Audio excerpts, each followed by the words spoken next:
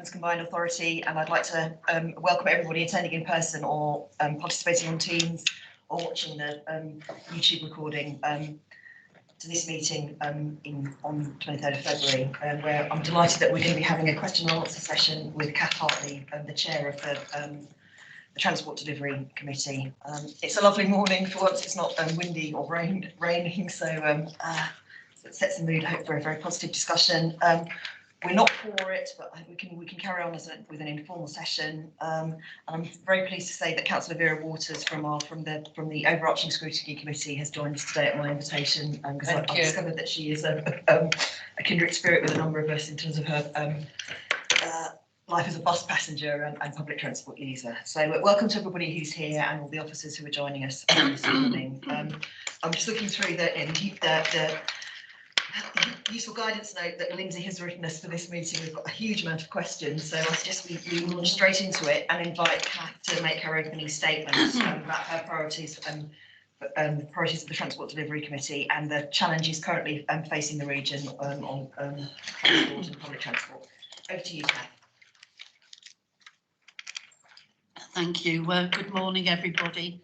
I am Councillor Kath Hartley from Birmingham City Council and Ladywood Ward, which covers much of the city centre, so you can see lots of linkages with transport developments, key ones that don't just impact on Birmingham City Centre, but on connectivity across the region too.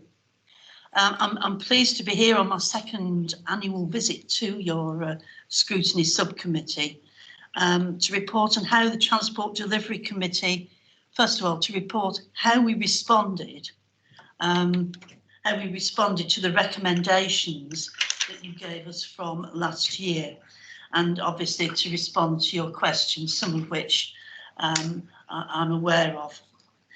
This year has seen 7 brand new Transport Delivery Committee members and 1 returning member.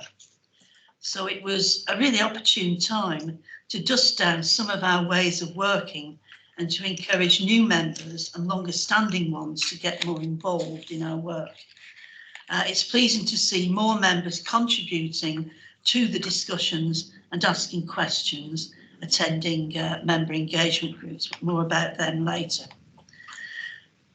We reviewed as suggested, we reviewed the TDC's terms of reference, and we've drawn up role descriptions for the chair, vice chairs and TDC members. And I'm pleased to say the TDC members' role description now takes in responsibilities within and to their districts and links with their appropriate cabinet members. And we've renamed the lead member reference groups to be member engagement groups. You'll be asking questions later, I see.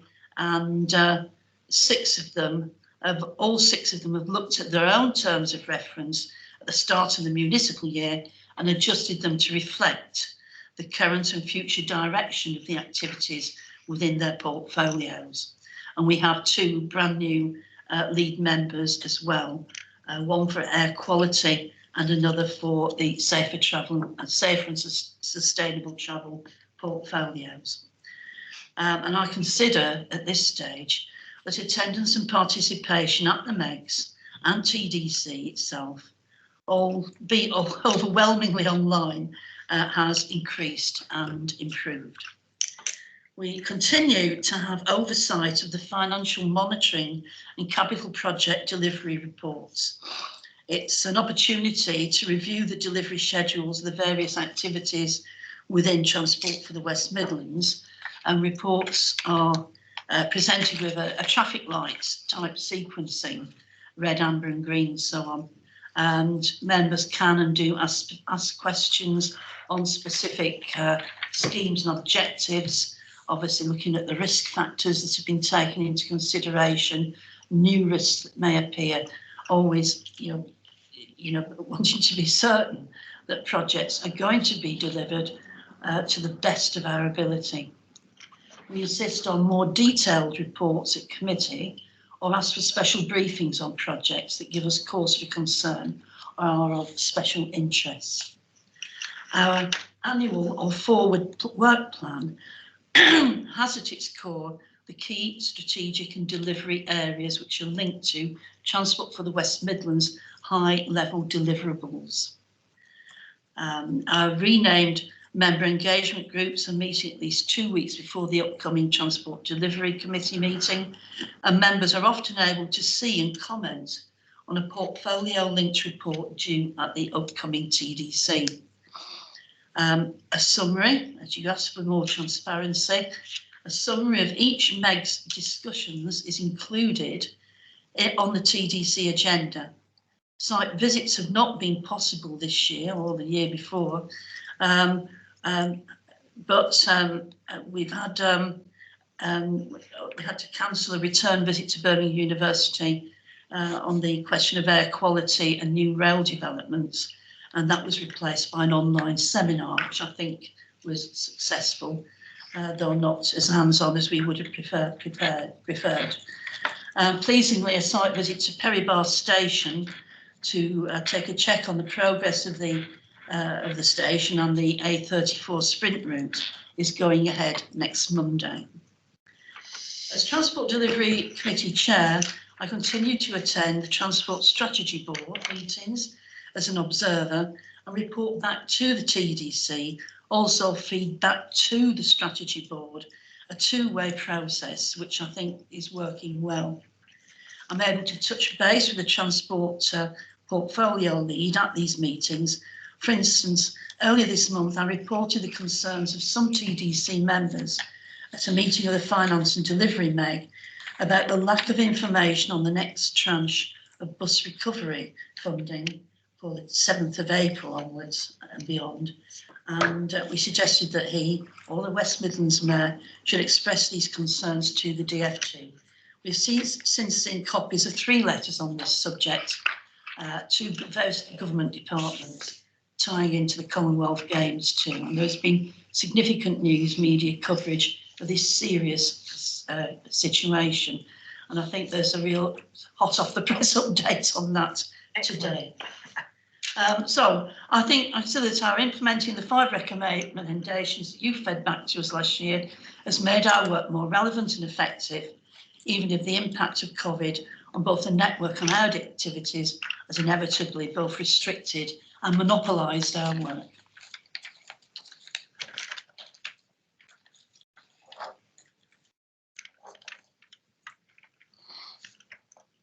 I've just been reminded that I need to encourage everybody to turn on their microphones when they're speaking so that everyone can hear the what we're saying on Teams as well and on the recording.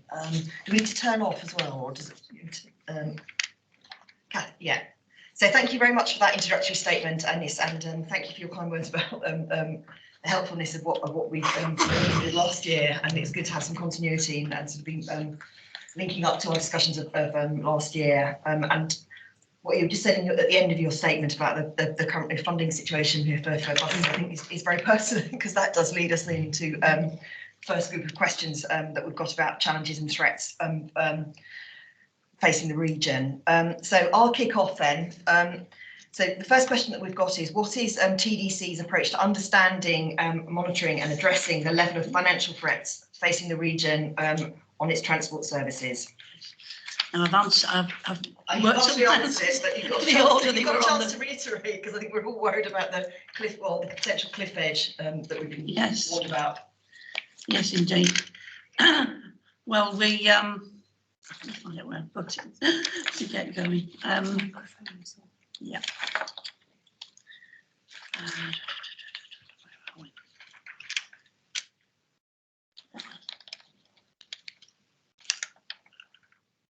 Yes, we take finance and performance monitoring very seriously on just about every Transport Delivery Committee agenda. As I mentioned earlier, with the green, red, amber for the capital delivery progress. We also have a member engagement group that focuses on this as well, which meets before every TDC meeting and gives people, members, closer access to the process. And of course, they can report back to their districts if there's an issue within those boundaries for them to deal with. It's an opportunity to review and deliver schedules of the various activities within Transport for the West Midlands. It's such a huge amount of activity and finance considerations that within the combined authority that it has to be monitored closely. We do question specific schemes and objectives. Members certainly do pick up the cudgels, if you like, for schemes within their own authorities, which is what we expect them to do. This questioning gives rise to special reports at upcoming Monday morning policy briefings and items on upcoming specific items at upcoming TDC meetings.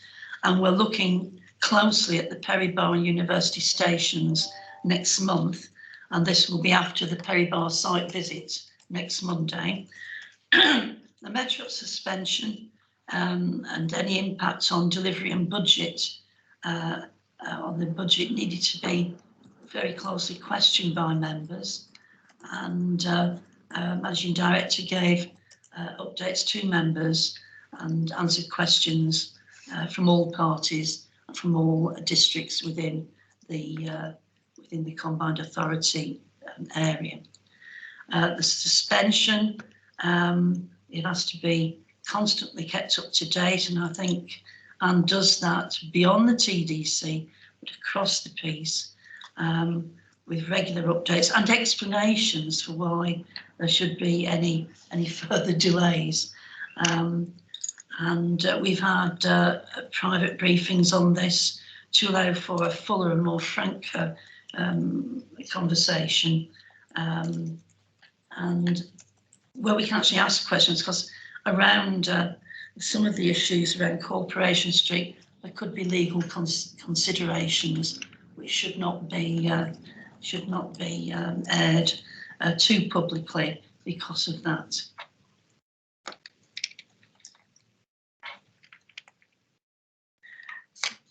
Thanks, Kath. I think some of the sort of motivation behind the question was considering the threats that we've got really on the revenue side, particularly beyond next year. Do you think this year there's been a decision to increase the transport levy for next year, but beyond that, we've got there are some financial challenges in the budget. What role is the TDC playing in any lobbying or work on performance monitoring on that side? And then can you also, at the end of your statement, I thought you were referring to the current challenges of bus funding. So, or did I misunderstand that? Can you just clarify what Anne or Pete? In that question, you kind of predicted what my answer to the first question on the list would have been, was that the challenge and threats facing the region. And first of all, I've got CRSTS, crust. Ensuring I absolutely hate the crust acronym. Crust. It's just a personal quirk. Low for. We know what you mean, though. You're amongst wide company. The threat there is ensuring that governments links in with the wider capital programme, because of course you've got 7 authorities feeding in, contributing and wishing to benefit from it, and so the fair allocation of schemes. I've got a list of schemes here and some reserve ones. I'm looking at how it's whether there's an opportunity to evolve the way we govern things to support it, and this has got to be like beyond the Transport Delivery Committee and the Transport Delivery, Strategic Transport Board, to ensure that the projects do align. Of course, there is a chance, of course, we did find out that the government could question some of the approved schemes if they don't fully, in the end, meet their objectives. So I imagine that's why we've got a reserve list of schemes, should that occur, or should funding become available. There's a role for TDC members in their districts and obviously for transport scrutiny here and scrutiny in the districts to ensure that the schemes that are in the list that concern their districts are delivered and accounted for. I've got one or two other risks, if you don't mind me saying so, challenges and threats. The metro scheme delivery. That's good. I think We cannot ignore this. We've received regular reports on metro operations, but over the last year, the member focus has been moved to that's operations.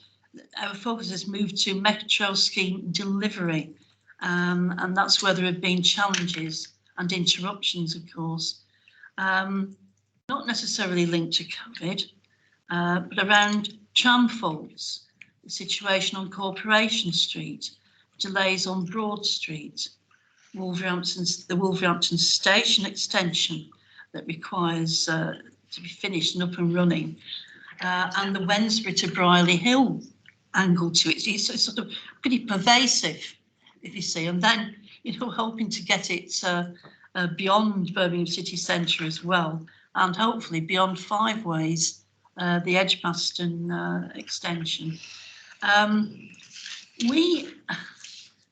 We feel that there's an opportunity here to strengthen governance around Metro and make it more transparent. And in fact, 3.5 years ago, I did inquire about whether there was any member involvement in Metro governance, whether Metro Limited, Metro Alliance, Midland Metro, and found that there wasn't. Because I'm involved in the Bus Alliance, I'm invited to the West Midlands Rail Board, the Executive Board, but there was nothing there for elected members at whatever level, to be involved in the work of the Metro Alliance. And the answer is clear that the answer I received was that it's a commercial operation, so you wouldn't expect to be on the board of National Express West Midlands. So I think, and I know that at a combined authority level, the elected mayor and the portfolio lead have asked for Metro governance to be looked at closely. So we should welcome that. It would give us an ability to be closer to it. And I think that for the future Transport Delivery Committee, will be looking at the operational side of Metro, the passenger experience, etc. But we will also be looking at the more strategic angles to it and the delivery of it. And that, of course, that matters to me because my ward in Birmingham is Metro runs right the way through it, so I've certainly got a close interest in that. But what I will say is that the Metro Alliance is good at getting information out and through Anne's updates about what is actually happening and what's behind the delays. There we are. But there you go. 3.5 years ago, I was on the case. I think we've also questioned the need for replacements of track on Corporation Street after, over 20 years of Metro operation, and whether this will affect the funding for future Metro works. There's concern around the extension to Brierley Hill, now that the Combined Authority have agreed that it will go to Dudley, which is great, it should do. But once you start adding Stourbridge to the equation, that means you're even shorter of money, you're even more lacking. So that funding angle to it is critical too. And of course, we're all people elsewhere in the region will then be worrying, as I am, about, well, will the Metro ever get up the Hagley Road?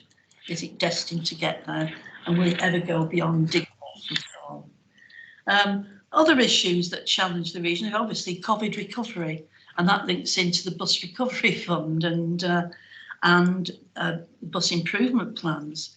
And the Combined Authority has opted for now, or to seriously carry on pursuing enhanced partnerships. That's a question, another one of your questions, sorry, but it all gets wrapped in to the same Can I I've got a slight time constraint because my colleague Barbara McGarrity, who's with us from Wolverhampton, is here with us. Is with us here for an hour. And you've talked about, we've sort of segued into questions about Metro, and I think it would be good to start coming on to those because we've got a block of those. So I was going to suggest for colleagues that we jump onto those in a minute. I know that Councillor Kettle wants to come in, but just to finish off on the first question that I asked you, which was about broadly about the financial risks and monitoring. I suppose I was asking that because we've gone through a couple of years where we've had the TDC and the Scrutiny Committee coexisting, and I think there's a question about what are the roles complementary? Is this committee in particular adding value? And for me, just as a Scrutiny chair in one of the member authorities, looking at financial and performance management data, I think, would be a core activity of the Scrutiny Committee, but those reports are routinely going to you. So I just want reassurance that there is effectively a challenge on those reports, and that when a risk or a delay or a likelihood that a project can't be completed on time or the budget isn't there, that some action is taken. So on that, I know that members of the Scrutiny Committee have raised a number of concerns about the Bridie Hill extension over a long period, and what is it that stimulates some performance intervention. So I think maybe we could just take that away maybe offline and talk to other officers about that offline, because I think we need to move on now. But that was part of the reason why we were asking the question, because I do think the governance of governance questions relating to the transport portfolio are ones that we need to resolve, because they've been sort of left in a too difficult box for a while, and it does flow on from the overall governance work that I understand that Sandy's doing. So Ian, did you want to come in just in response to something that Cass just said, and then I'll bring Barbara in? Thank you. Good morning.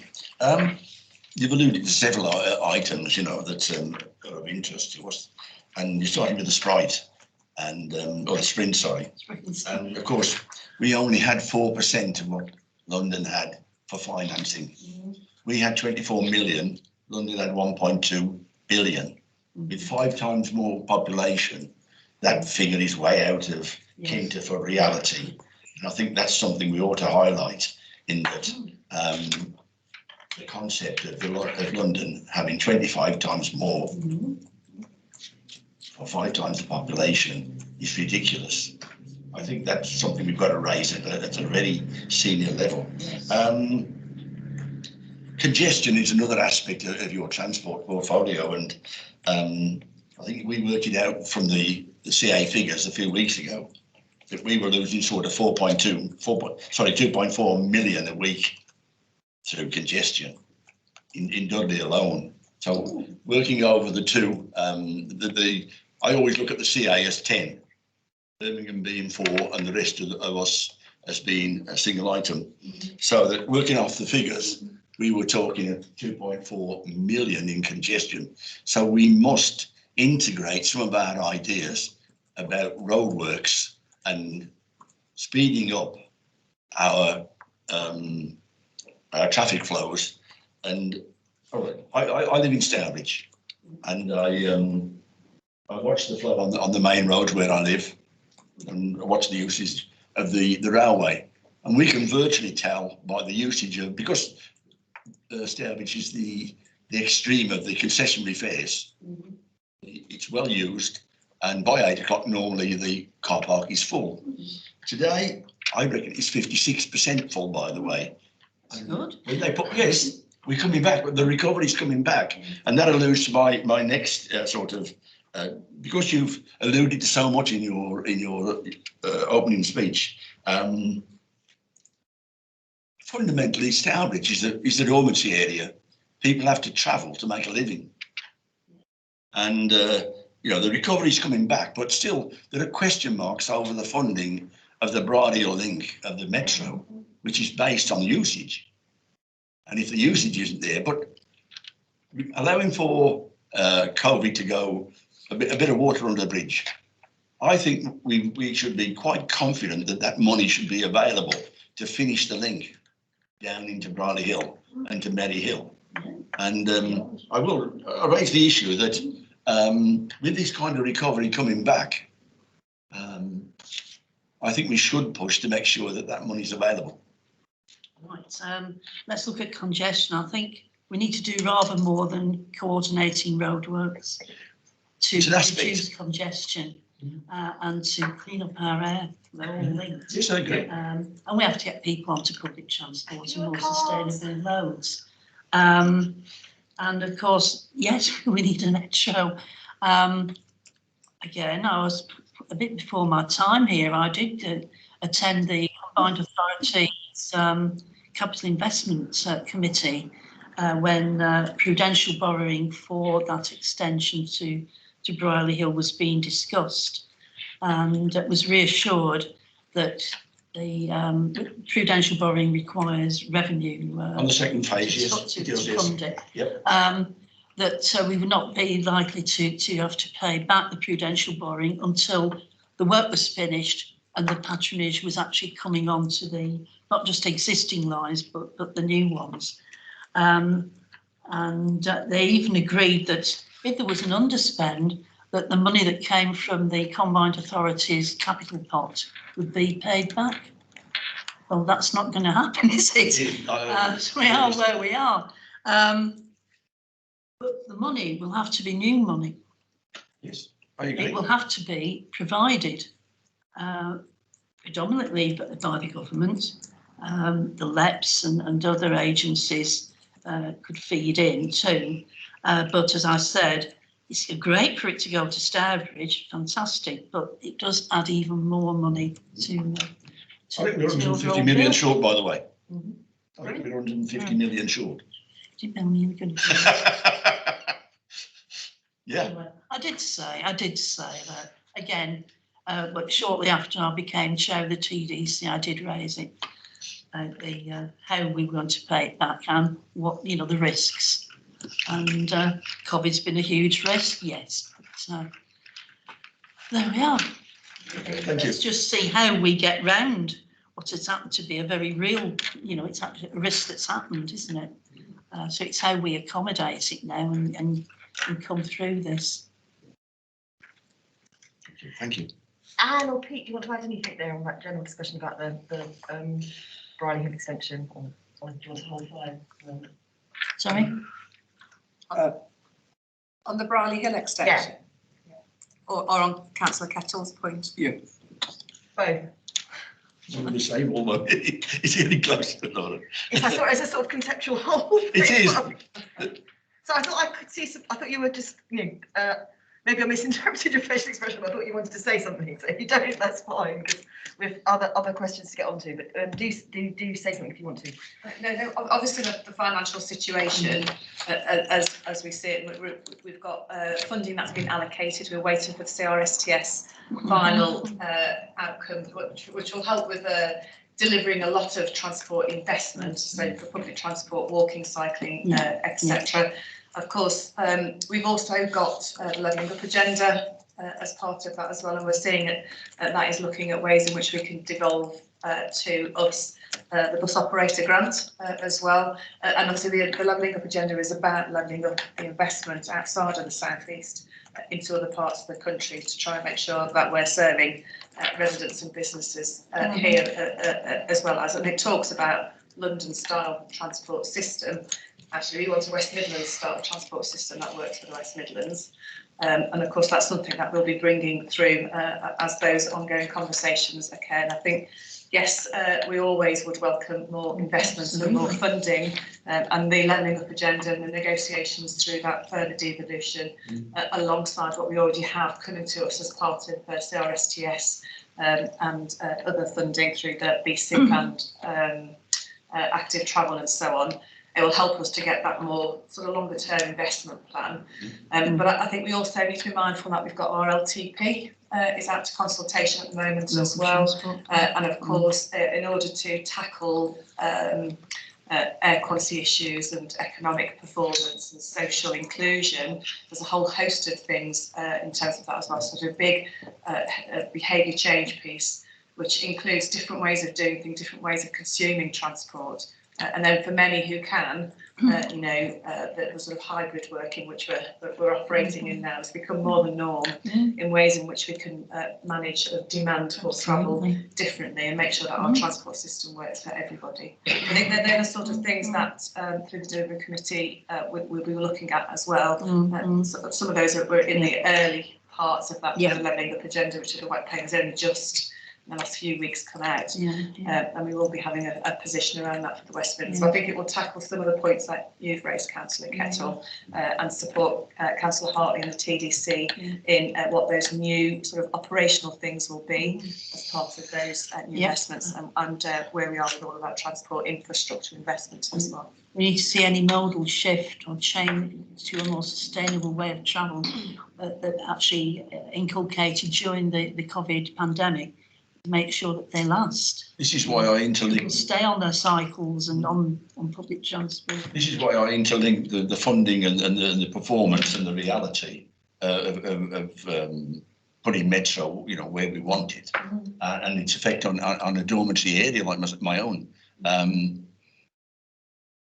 sad thing about, say, the Borough of Dudley is it does not control its two major arterial roads.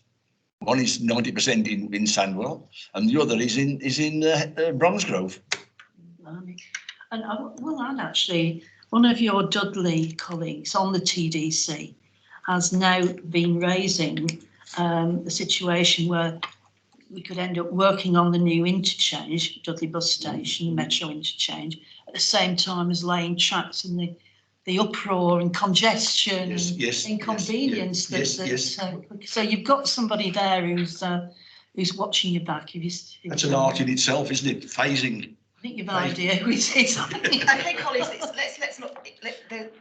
We need to move on a bit, but I think that was very useful intervention from Anne there. And on Stourbridge, I travel to Stourbridge quite a lot for music rehearsals, so I'm very familiar with the shuttle and the bus interchange at the station. And it is possible to move around in Stourbridge on public transport if you plan, but it's not always easy. But I just think on congestion we have to sort of remind ourselves that congestion is to do with the volume of traffic and vehicles, and unless we reduce that, there is always going to be congestion. So let's not sort of kid ourselves. Okay, I just, in view of the time, and I thought that Barbara's got another commitment, I think of around 11 o'clock. I'd like to just, for the sake of colleagues, and on our sort of running order for today, I'm skipping over to the section headed Metro suspension, because a number of us have got questions. Don't worry, have no fear, Barbara.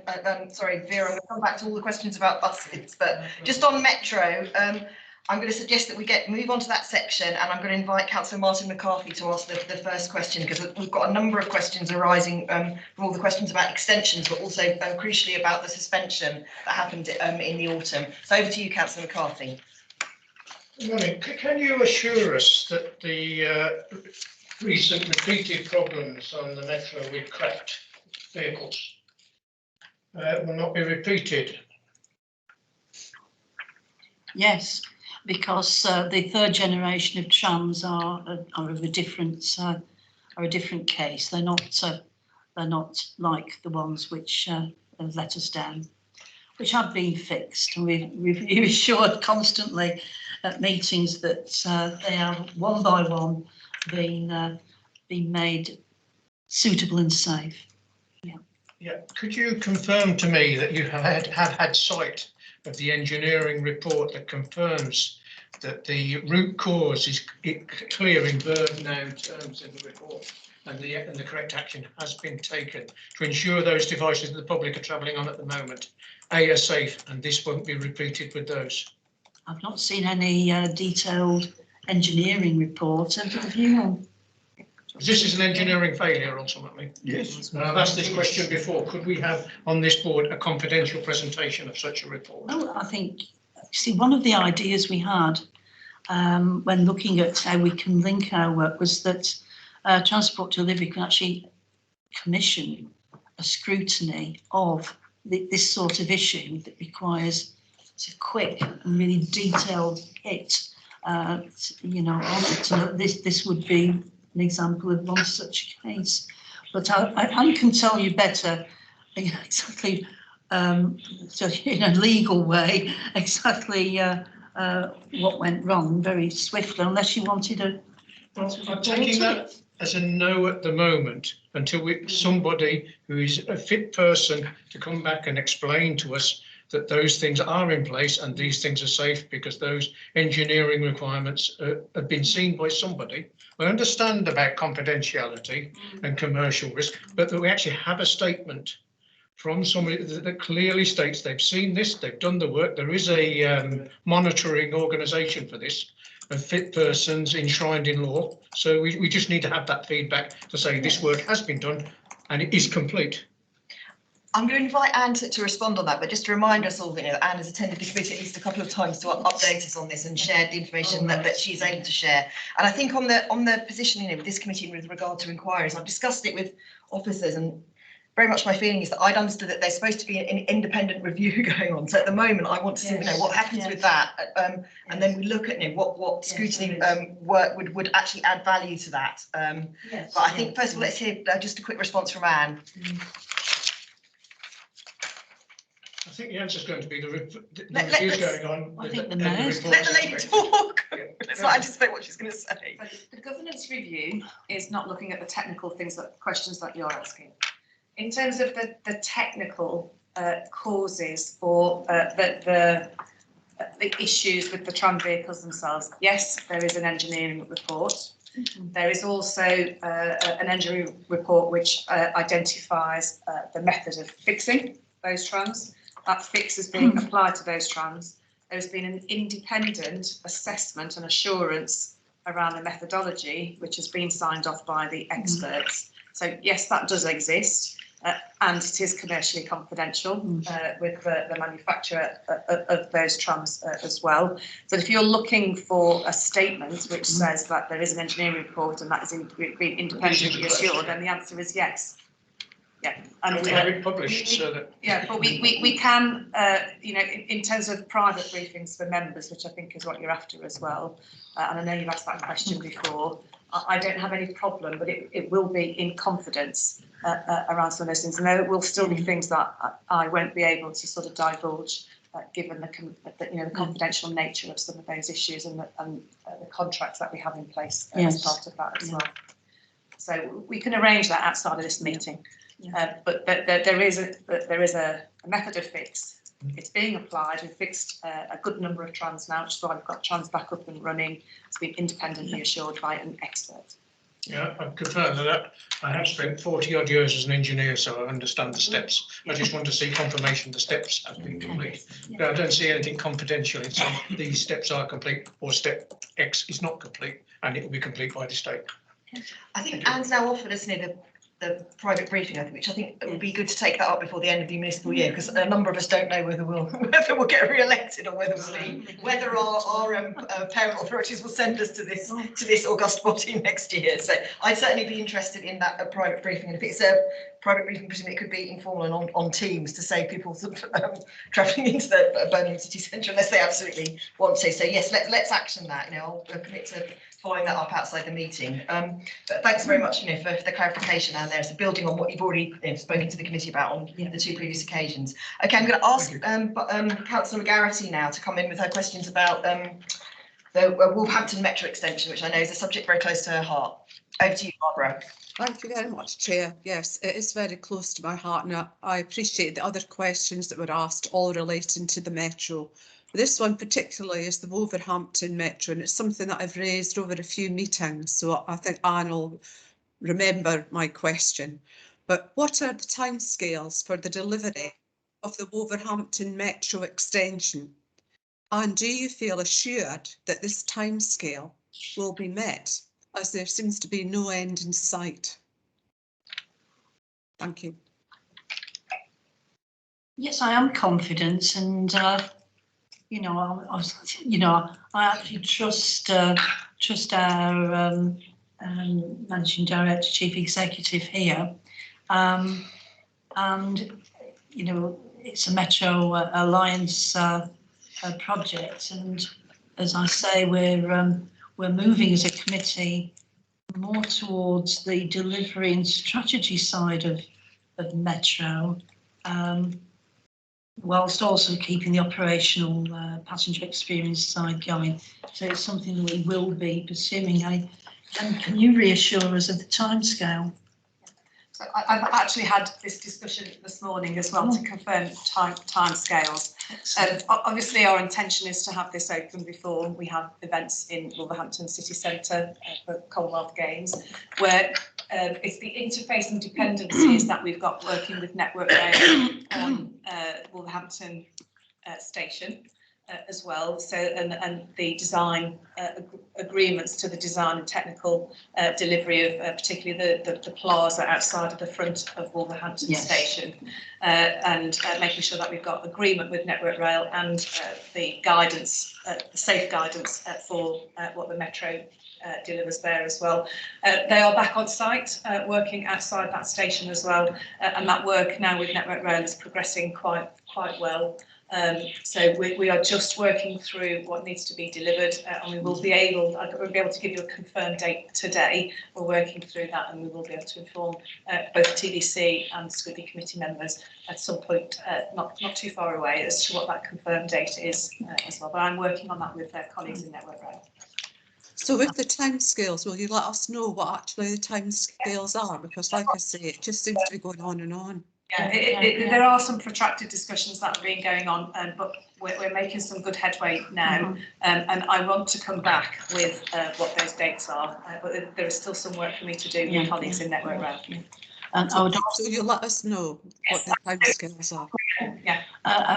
Both the Wolverhampton members on the TDC are on the Rail and Metro member engagement group, so they're in a position to feed back to you as well. And it's kind of opened my eyes too, because I've been through Wolverhampton City Centre during the main track construction, so I have an idea as to how disruptive it can be. And I hope that the extension to 5 ways is up and running in time for the Commonwealth Games as well.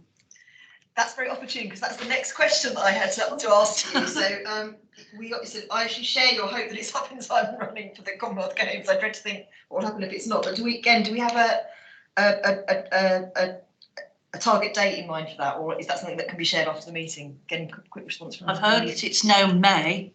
It was, of course, pushing our luck to think it was going to be open by Christmas. It was, a leaflet I put out in my ward said early 2022. I mean, there are issues other than the actual group delivering the Metro at large on Broad Street, and it's to do with traffic regulation orders and the West Side Business Improvement District and so on, and other concerns about vehicles that would be allowed to go along Broad Street along with the Metro and buses. And the sooner it's resolved, the better, because certainly my constituents on either side of Broad Street are extremely concerned about the future of bus services either side and along Broad Street. So, I mean, what needs to be done now, from my discussions, is obviously a road safety audit, get the signals coordinated, synchronised, driver training and so on, but it's these TROs and where private hire cabs will be dropping their passengers off, and that will impact on residential streets in Ladywood Ward. So I'm kind of got a foot in both camps here.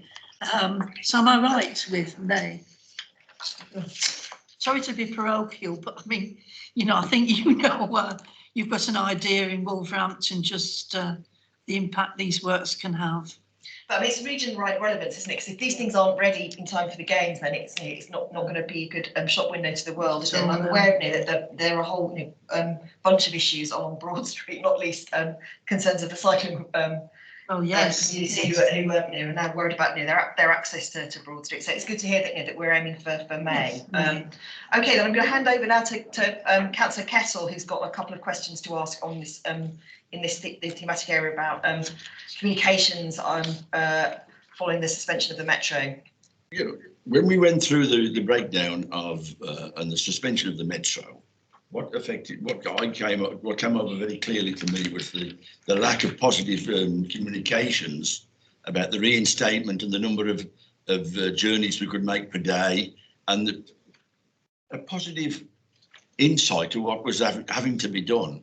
And I think it totally lacked, and it seems to me that when it comes to the market and communications of the Metro with the media, it seems to be either non-existent or proactive to somebody else, instead of being in front of the game and putting the Metro on the front foot. I think we had such a lot of negativity on the gloom boom, BBC News, and things like this. And the overall picture for the travelling public was negative.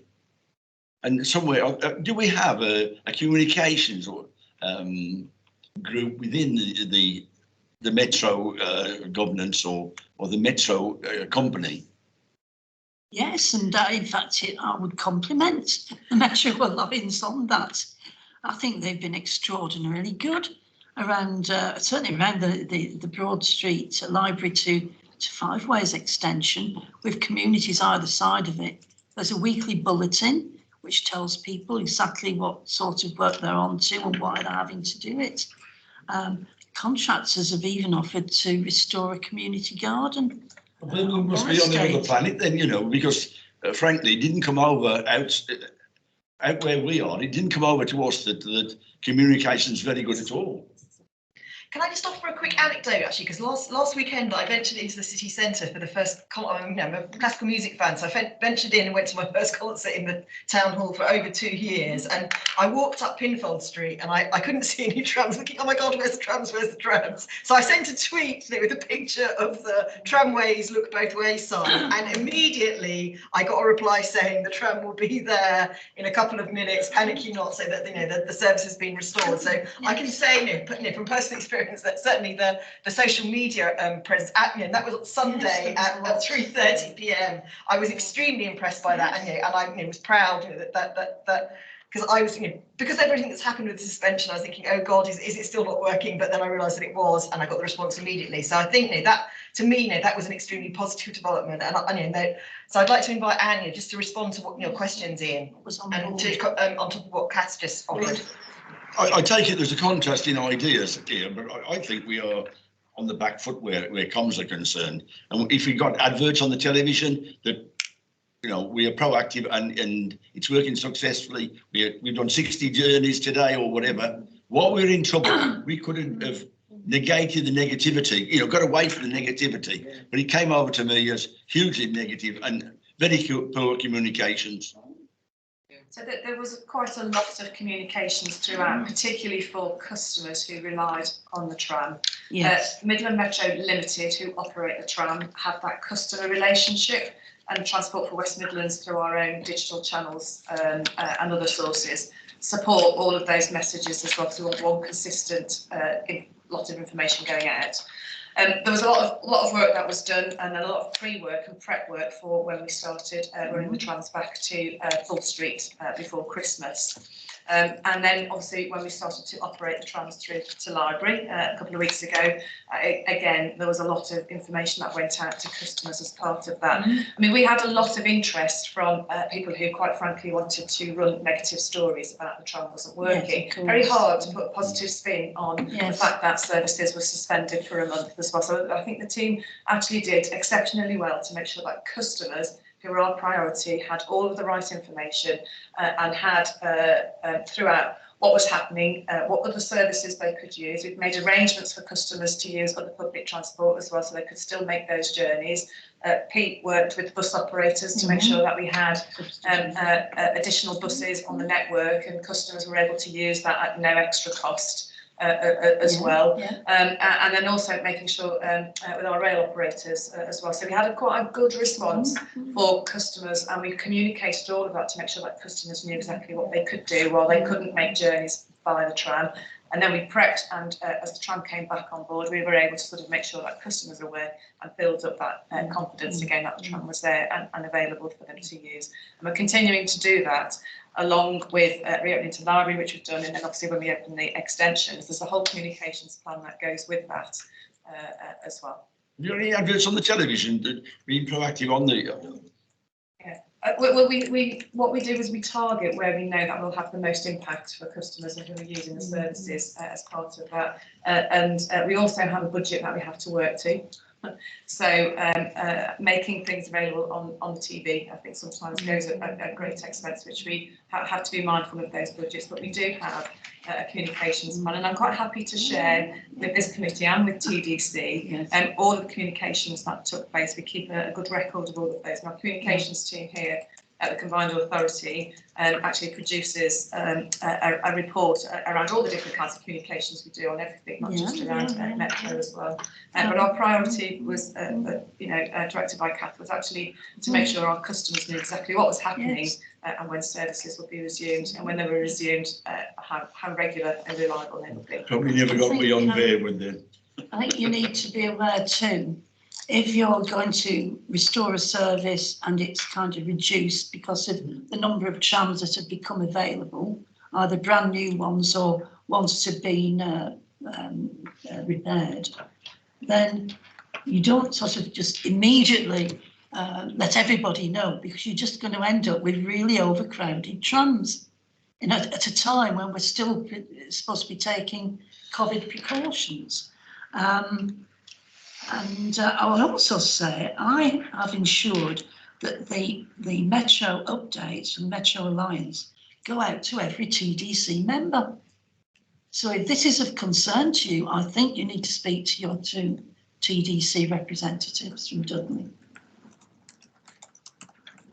Again, I think that the offer from Anne for that report on the monthly comms report, on the information that Anne's just offered, that would be of interest to all of us. And I think we're all concerned about this because the non-availability of the Metro for that month, I think it was really unhelpful in terms of people's confidence in public transport. And I certainly feel that we're all going out and trying to give the message, that where you can think about, substituting your car journey for a journey on public transport. So anything that undermines people's confidence that that's possible wasn't helpful. But I think you're right that there was an effort to inform passengers. And again, we know that Metro is one of the services that's actually bounced back the best in terms of passenger numbers after the pandemic, hasn't it? So we hope that it's now going to be offering a consistent and reliable service. Okay, I think we've now given the Metro issues quite a good going through. And thanks for everyone's patience. I'm going to suggest that we go back in our running order to our block of questions about holding various people to account, but mostly bus operators. So I'm going to ask Councillor Vera Waters to come in now and ask some questions about the passenger experience and the concerns about the accountability of the bus companies. Over to you, Vera. Good morning. Holding bus operators to account, can you please provide me with details how TDC publicity holds responsibility delivery of transport services to account, i.e. bus operators, Transport West Midlands? Right. Well, at the request of National Express, they do now attend TDC for bus business reports, where we now look at what's happening on the bus network in the light of the key deliverables of the Combined Authority. So there's that way. We also have a group of bus passenger champions who meet, and we have the National Express and other operators at those meetings. I attend regular meetings of West Midlands bus users, who also have operators in attendance to answer questions. And I do swear they've also attended, National Express that is, attended meetings of the West Midlands Pensioners Convention. So, the lines of interest are quite open. There's nothing to worry about in that sense. But in the end, they own, their bus services. We don't control it. Now, perhaps you'd like to rephrase a question in terms of, how should bus services be delivered if we are so disappointed with private operators? Can I come back on that, Yeah, Chair? yeah, supplementary questions, absolutely fine. The thing is, it's when they actually get subsidised in certain ways for certain routes. Now, surely they can be able to account because of the subsidies they're getting. They're not totally independent in that way. They should be able to be scrutinised for some of the services they actually run. Well, most of the subsidised services in the West Midlands are delivered by smaller operators, and I think they do a really outstanding job. And they have a really good track record, you know, in customer service. National Express do some subsidised services, but to be subsidised, you've got to have at least 8 passengers an hour. So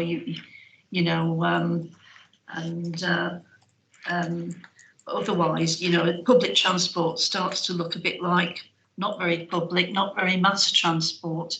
So you need to get large numbers of passengers around. But with bus operators, they're on the West Midlands Bus Alliance, so we work with them there. That's the large operator, medium and small. They have their own meetings, don't they? And now they've got the bus recovery fund, the control of that. It's a bit more difficult, isn't it, to actually influence them, because the government has given that bus recovery funding directly to the private operators. So that's kind of, in that side of things, like the more strategic things, it's reduced our influence on them. Can I come back? Yeah. I'd like to say my MP actually is one of the members for the transport. So what you've just said to me, I will actually lobby her on that regarding that, because I don't agree with bus up. I think the combined authority, councillors, etc., should have a say on what's going on, and it not automatically become from the government to actually be given to the operators. Can I suggest, just because I think you're sort of, again, moving into the next, there's a next question that you've got, which is about passenger experience, which actually that goes to that, some of the questions about how TDC is pursuing some of these questions. So do you want to just ask your next question as well? Right, yeah, no problem. Structure of TDC. How do you consider the TDC is structured correctly? Do you consider that you have the right focus and understanding on articulately customer experience? Well, we're very focused on passenger experience, customer experience, and definitely through the member engagement groups for the various modes. So the rail and metro, putting passengers first is more around bus, and a sprint group coming through as well. So yes, we do have that focus, and as I explained earlier, we do work with passenger groups. We do meet with them, and those meetings have been going on online throughout the pandemic and have been really well attended by the passenger groups, which is surprising because they tend to be a bit older than your usual passenger and perhaps not quite too confident about attending online meetings. And some of them have been out on the network doing audits, is what they do. We're revamping the Bus Champions way of working. Well, we were about to start just about 2 years ago into perhaps having them make more of a strategic input into their work rather than only doing audits about particular bus routes at a particular time. Because the pandemic's taken that away from us or delayed it. But we were also well on the way to having a Metro Matters panel of Metro customers too. But again, we were thwarted in that attempt. Can I come back, Chair? Yes, go ahead. Yeah. Yeah, these panels that actually sit and the customers that actually take part, is it privately confidential what they've said, or could that be shared so as other members can actually find what the actual customers are actually saying, their experiences?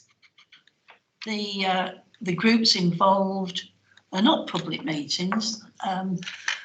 but they are involved in making input into consultations, such as the local transport plan consultation coming up, the Commonwealth Games transport plan, in their own right. Beyond that, so the Combined Authority.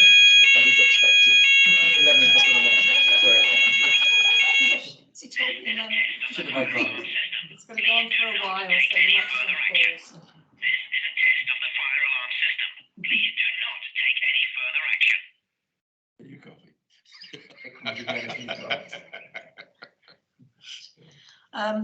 I often.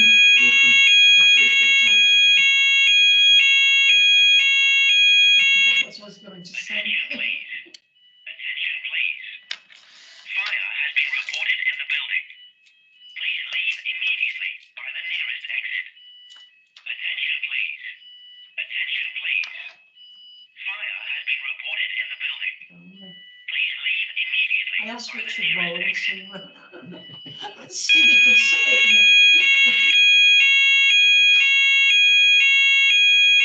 Attention, please. Attention, please. Fire has been reported in the building. Please leave immediately by the nearest exit. Attention, please. Attention, please. Fire has been reported in the building. Please leave immediately by the nearest exit.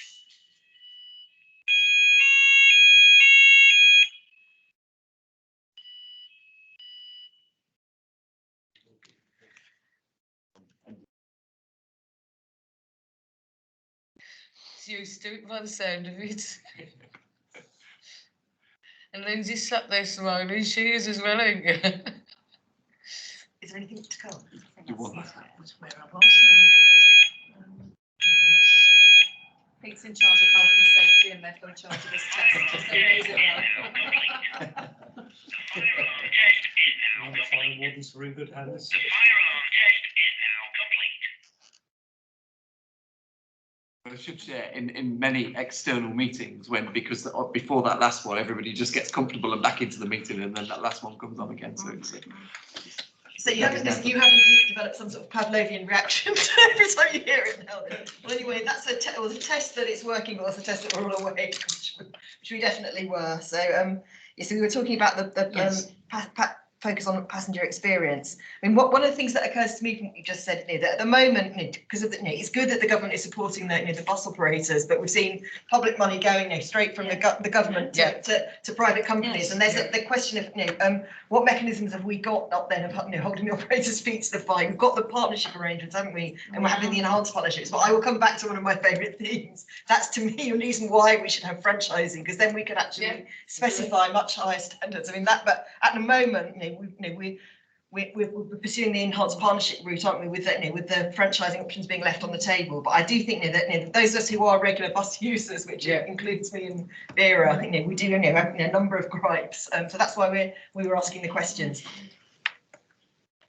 Well, my view on that is that the Combined Authority has agreed to an enhanced partnership approach. This has been for some years now, and that is enhanced partnerships. It's one of the legal responsibilities of the TDC for us to make them and to oversee the consultation on them.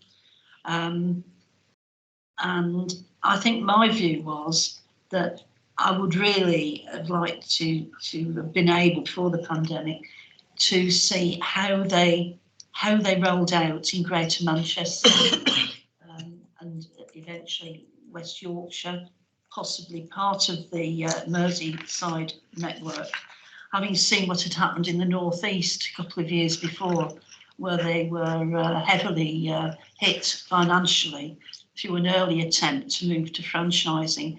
So I also know, and we also know, that Greater Manchester has already spent at least £15 million on building the business case and the consultation.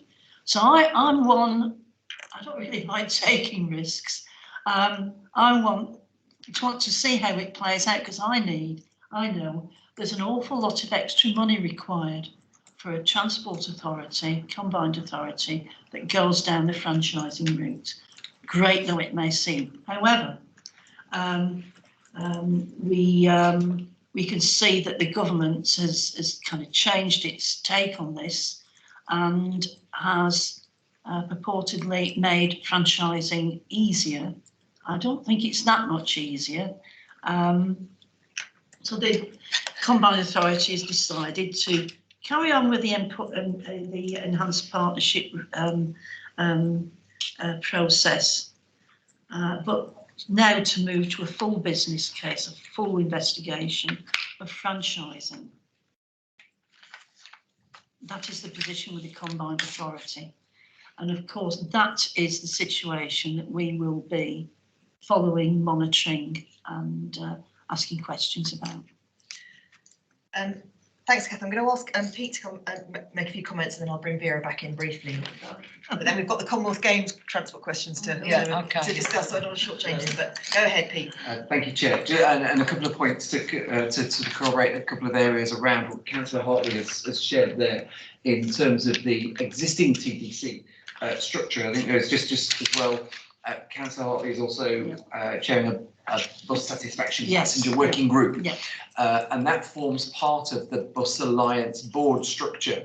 So, and reports in and is made up of passenger champions, real world experiences.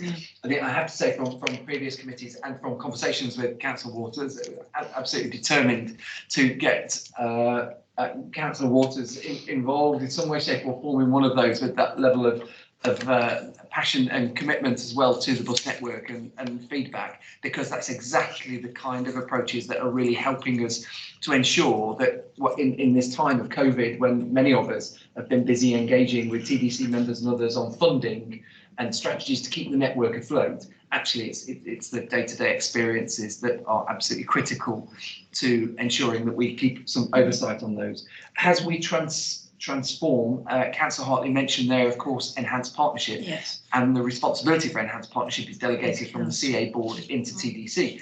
And as we pursue that, that is a huge piece of work in its own right that will either deliver on behalf of the region and the authority, or will also set out the milestones and markers and be evaluated against the franchising assessment as well as we move forward. So an absolutely critical piece of work. But a fundamental part of the enhanced partnership is something called the passenger charter. And the passenger charter is something that, so as we sit here today, although we do have one through the Bus Alliance board, I wouldn't say it is a fundamental driver of how the Alliance board and the operators engage with customers and others. It is more a framework and quite a loose framework. The opportunity around passenger charter is that we have a much more embedded approach, and because that will be undertaken through the EP, then it will become the responsibility of the TDC, although not today, as it comes into being through the summer of 2022, to oversee that, and through the Bus Alliance board, and to make sure that all those elements we've spoken about, customer satisfaction and how operators engage with their customers, are collected, updated, and that we have some real oversight about how that's undertaken. So hopefully that also is a glimpse a little bit into the future, although it's not here today. It's the work that's being undertaken at the moment that we are engaging with TDC. And it'll be really interesting to see how the National Express takeover, merger over with Stagecoach rolls out too.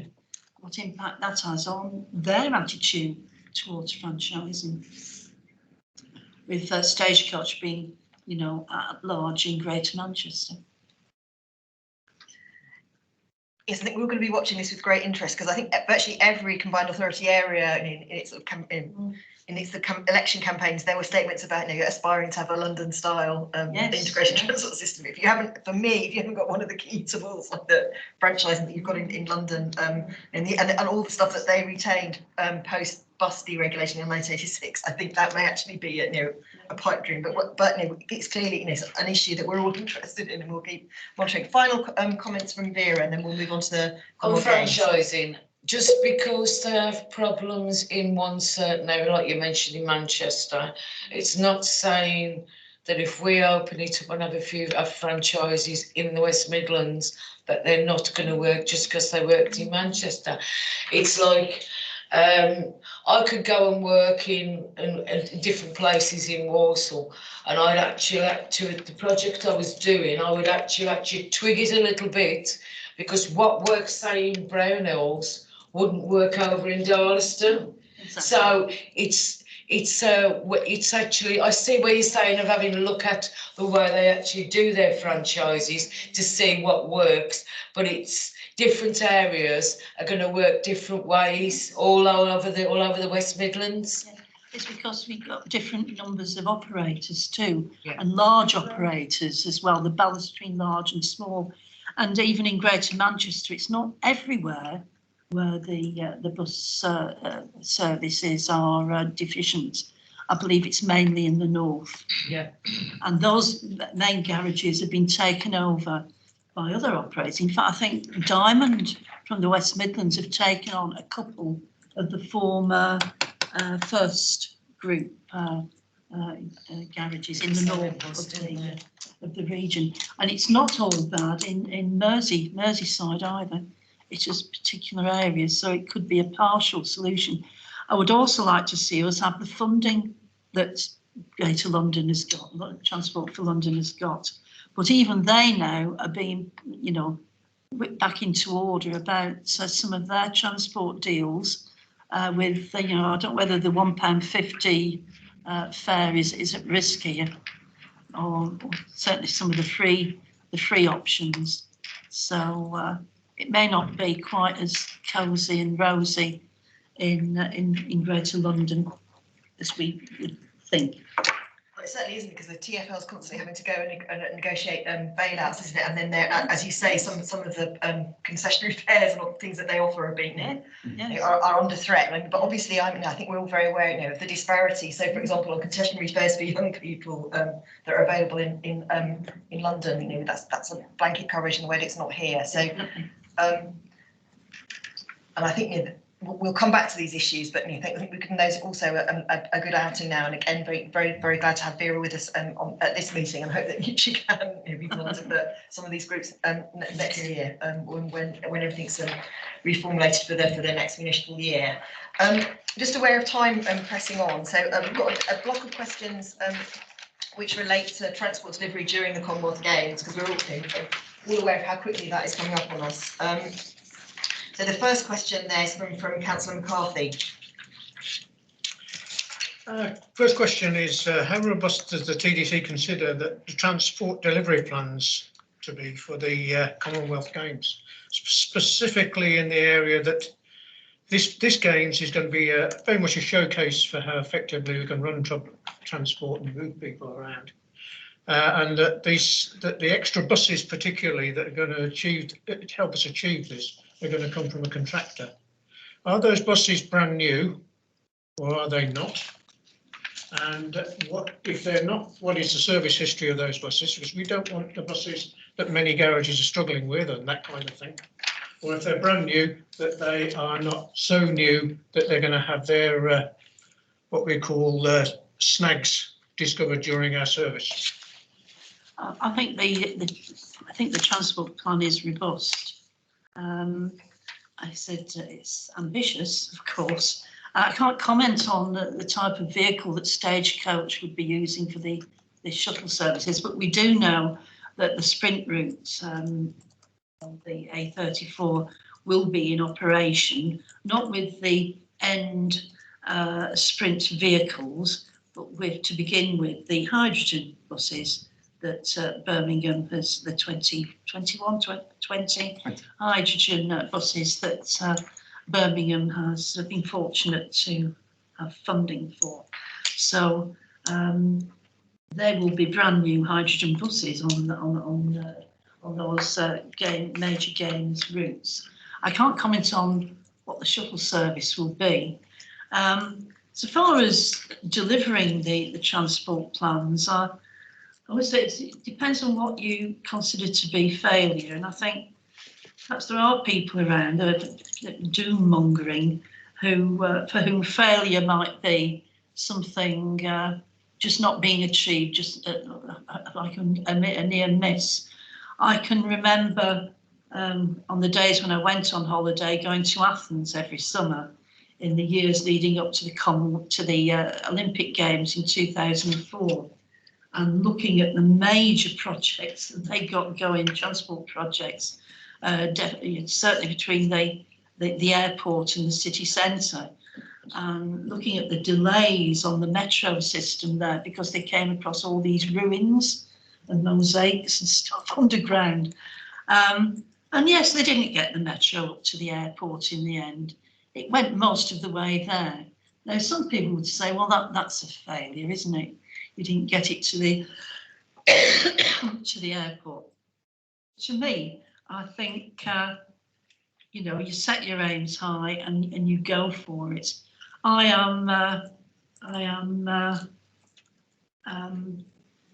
pretty sure that these major aspects of the transport scheme, if not all of them, will be delivered in time. There are various management and coordinating bodies, and I've got to note of some of them we're aware of here. There's the Commonwealth Games Integrated Transport Programme, working with Transport of the West Midlands and the organising committee. National Highways are involved, High Speed 2, Birmingham City Council. There's a capital transport integration group at large too, ensuring that capital projects are that are due to complete are progressing to schedule. Now, often you have to revamp your schedule, you have to just tweak and reprogram. But it's reassuring that is being done and can be done. Sandy's probably got more to say on the more technical side of this, but I am confident. There might be I don't know, planting some shrubs or painting some last-minute double yellow lines the week before the games start. But I think we need to have confidence. I'm not at all into doom mongering. Some people are. Yeah, some people might be, but that I think we went a bit off-piste with the answer to this question in some areas. The simple one was that when these buses arrive, what kind of condition are they going to be in? There is an opportunity for officers dealing with Stagecoach to talk to them and say, one, have hydrogen buses been delivered? Yeah. Or are they still in the manufacturing sausage? And is there a risk that they can be late? These are the questions we can ask now. The answers might be uncomfortable, but having an uncomfortable answer allows you to plan and mitigate to deliver that great service during this showcase period. It's only in the last few months we've been aware that Stagecoach have had the contract. So they've got to have the buses there, haven't they? They can't just order them and expect them to be manufactured. Okay, both Pete and Sandy have indicated that they want to come in as well to complement what Cass just said. So if I ask Pete first and then Sandy. Yes, I'll pick up on the buses side of it with regards to the buses themselves. So obviously the buses, there's a whole host of activities and that get updated around the games plans, the operational games route network, and how operations are going to be implemented and what kind of legacy comes from that. In terms of the vehicles themselves, so that contract that's been awarded with Stagecoach, then actually through both the organising committee and through Transport for West Midlands, there are ongoing joint dialogues with Stagecoach to ensure that all vehicles are compliant with the requirements of the games. That includes such things as in Birmingham City Centre, obviously the clean air zone, requirements for standards. Also conscious though that through those requirements and negotiations, as with ever with bus fleets, there is a balance to be struck over the cost of operations. So there's a huge number of buses come from all over the country to apply for the games time, and that's normally why these quite specialist contracts go out in large numbers to just a few providers that are able to do it.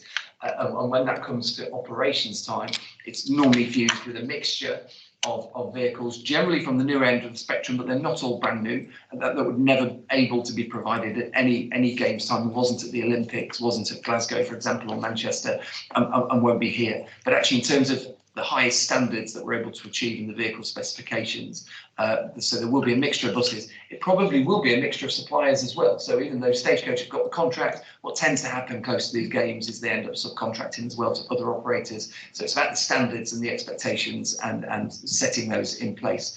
But we are applying those and having those negotiations with the bus operators as we go. So we would expect to see all the fleet compliant with our expectations when it comes to games. Do those expectations include minimum uptime requirements for the buses in service? Because you can only have your detailed plan if the vehicles achieve the uptime and they're available to use. Yeah, absolutely. Through and Traffic that's how it's somewhere on the way around. through vehicle hours and operation, of course, and within that as well is the drivers and the requirements for drivers to ensure that uptime, and as well as the mechanical support. And that's the process that's all put in place. So that's the existing diesel buses. Now the hydrogen buses, do we know whether they've been manufactured yet?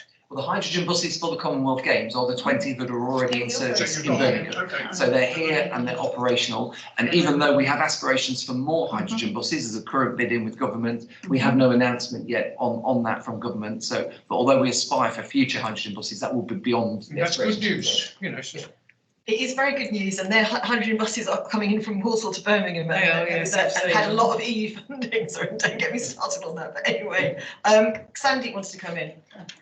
Thank you, Chair. Just to build on some of the points made by Councillor Hartley around the Commonwealth Games projects and the delivery confidence that we have for them.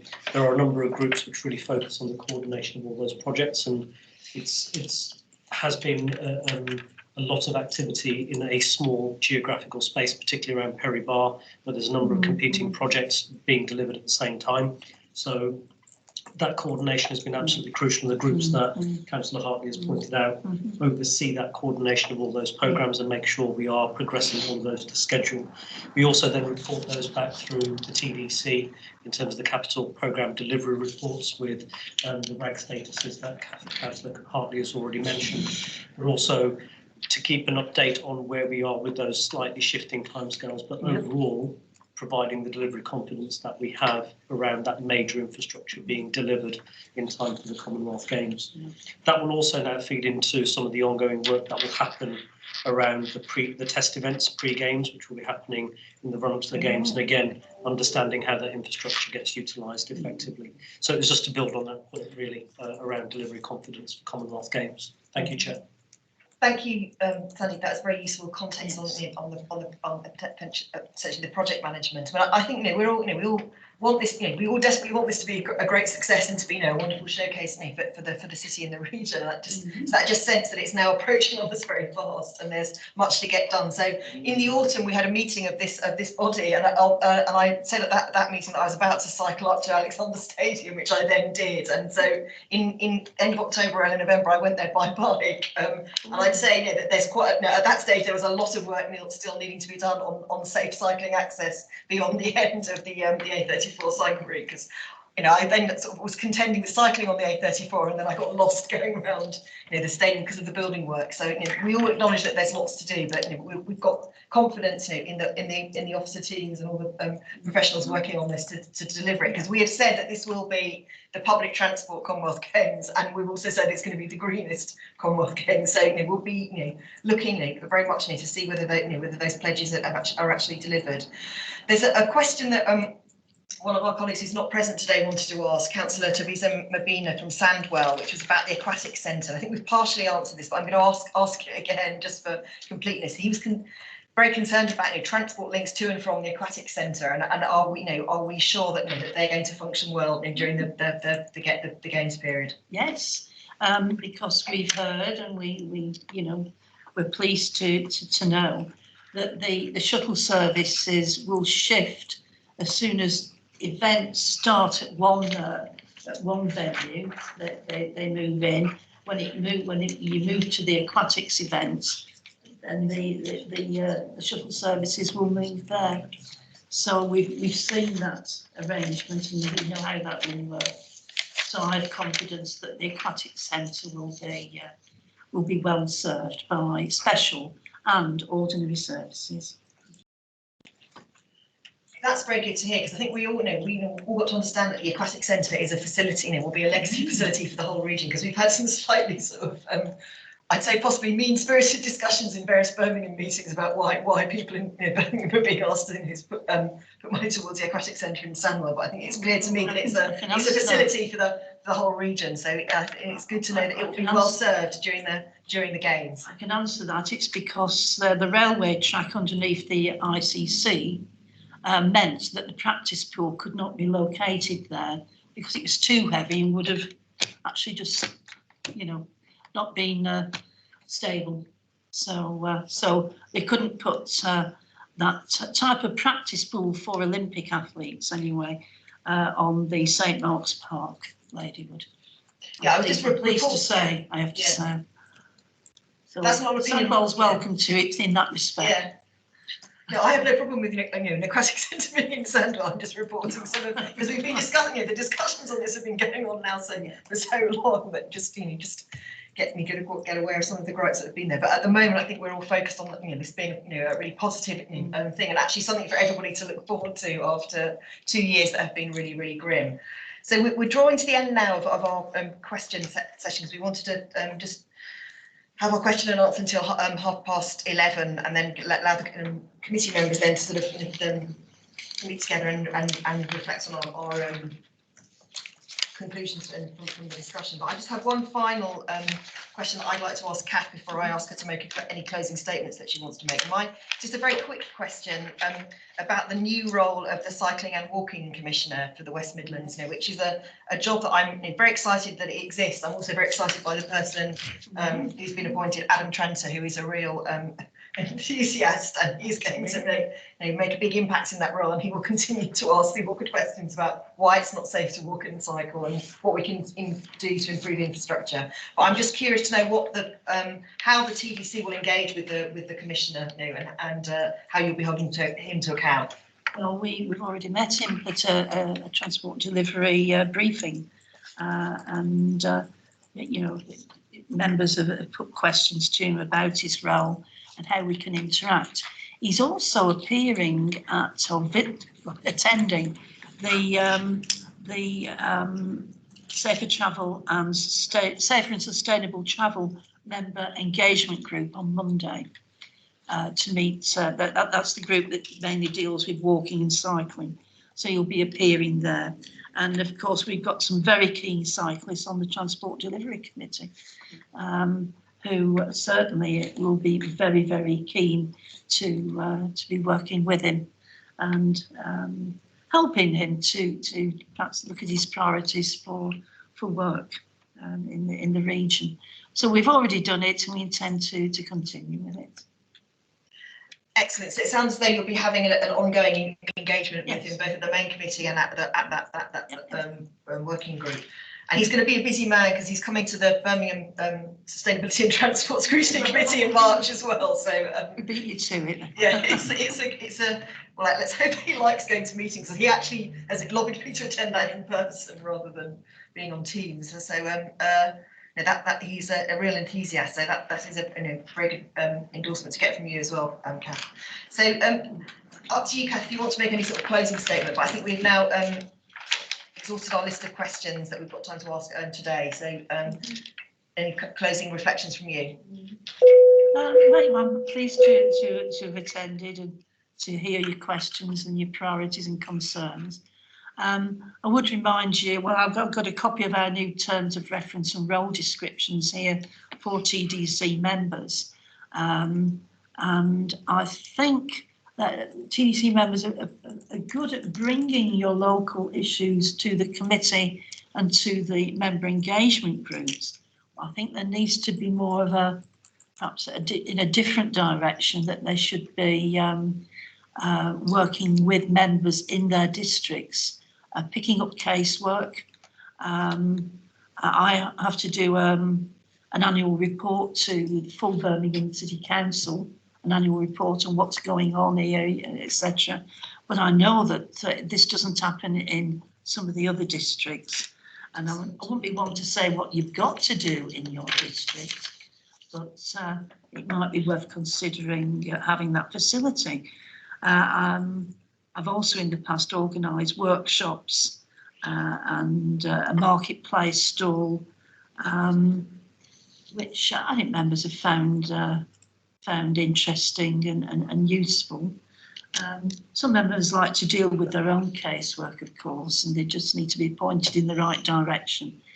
So I think that kind of TDC member involvement and communication on your councils with your members should be encouraged and appreciated.